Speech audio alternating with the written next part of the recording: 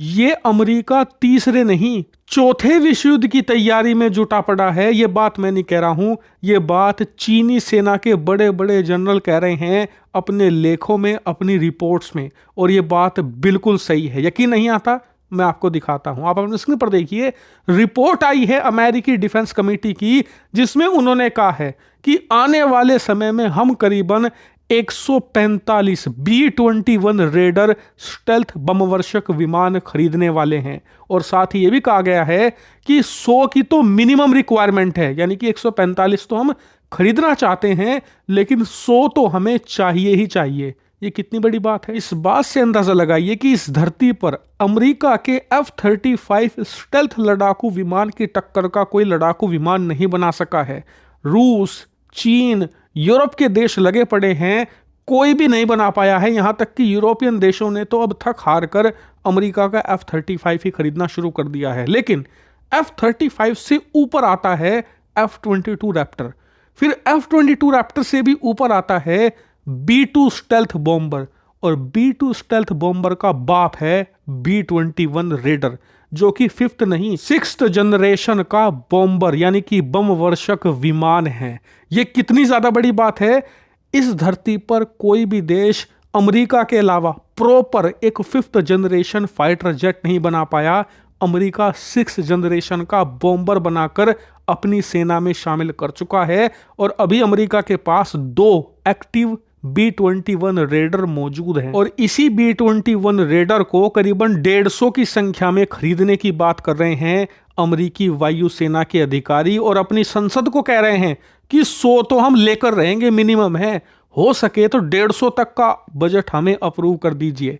और इतना ही नहीं, अगर आपको लग रहा है बात खत्म हो गई, तो अभी तो आपका चौंकना बाकी है।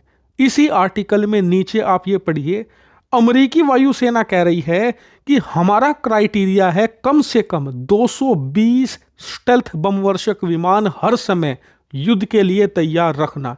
इसीलिए 145 तो हम B-21 रेडर खरीदेंगे, लेकिन इसका मतलब ये नहीं कि हम B-2 स्टेल्थ बॉम्बर को रिटायर कर देंगे, नहीं, B-2 भी रहेगा, और टोटल हमारा जो बेड़ा है बॉम्बर का वो 220 के ऊपर रहेगा। कितनी बड़ी बात है, जरा आप इस बात से अंदाजा लगाइए।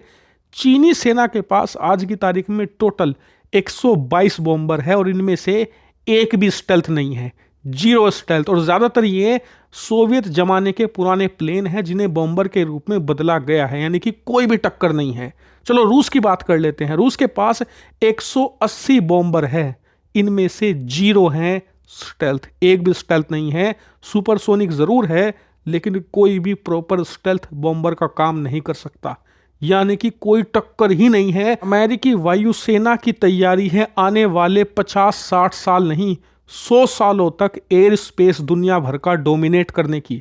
हालांकि आप कहोगे कि इसमें भारत कहाँ खड़ा है, तो आपको बहुत निराशा होगी जानकर, हमारी सेना में एक भी बॉम्बर नहीं है। जी हाँ, 0 बमवर्षक विमान है, बल्कि हमें कम से कम 3 से लेकर 4 सुपरसोनिक बॉम्बर हर हालत में चाहिए। इसीलिए पिछले कुछ दिनों में आप देखिए खूब रिपोर्ट आ रही है कि भारत यहाँ पर या तो अमेरिका का B-1 लैंसर या फिर रूस का TU सीरीज का बॉम्बर खरीद सकता है, लेकिन अभी तक उस पर कोई बड़ी प्रोग्रेस नहीं हुई है। मुझे पता है आप में से कई लोग ऐसे होंगे जिन्हें पता नहीं कि बॉम्बर असल में होता क्या है। तो शॉर्ट में इतना समझ लीजिए कि जैसे नौसेना में एयरक्राफ्ट कैरियर सबसे बड़ा और सबसे ताकतवर हथियार होता है, वैसे ही वायुसेना का सबसे ताकतवर हथियार एक बमवर्षक विमान होता है, जिसका काम कुछ नहीं है, बस आपको अपने दुश्मन के ऊपर उसे छोड़ देना है। वो क्या करेगा, दुश्मन के देश के अंदर घुसेगा, जो शहर आपको टारगेट करना है टारगेट कर लीजिए, उसके ऊपर टनों टन बम की बारिश करके वापस आ जाएगा। यानी कि बिना परमाणु बम के भी आप उस देश को पूरी तरीके से मिट्टी में मिला सकते हैं, अगर आपके पास एक बॉम्बर है तो। अब जरा सोचिए, इतना बड़ा प्लेन अगर स्टेल्थ हो जाए, मतलब कि दुश्मन के जितने भी रडार हैं, जितने भी डिफेंस सिस्टम हैं, किसी को पता ही ना चले। इससे आप अंदाजा लगाइए कि बॉम्बर्स में कितनी पावर होती है। और मुझे पता है आप में से कई लोग सर खुजा रहे होंगे कि आज जब इतना ताकतवर हथियार है तो हमारे पास क्यों नहीं है। तो उसका कारण है, कारण ये कि हमने सारी उम्र सिर्फ पाकिस्तान को अपना मुख्य दुश्मन माना, चीन को असली दुश्मन माना ही नहीं। अब असल में आकर हमें पता चला है कि चीन हमारा असली दुश्मन है। अब हमारी आंखें खुल रही हैं। हालांकि इस पर आपका क्या मानना है, कमेंट करके जरूर बताइएगा।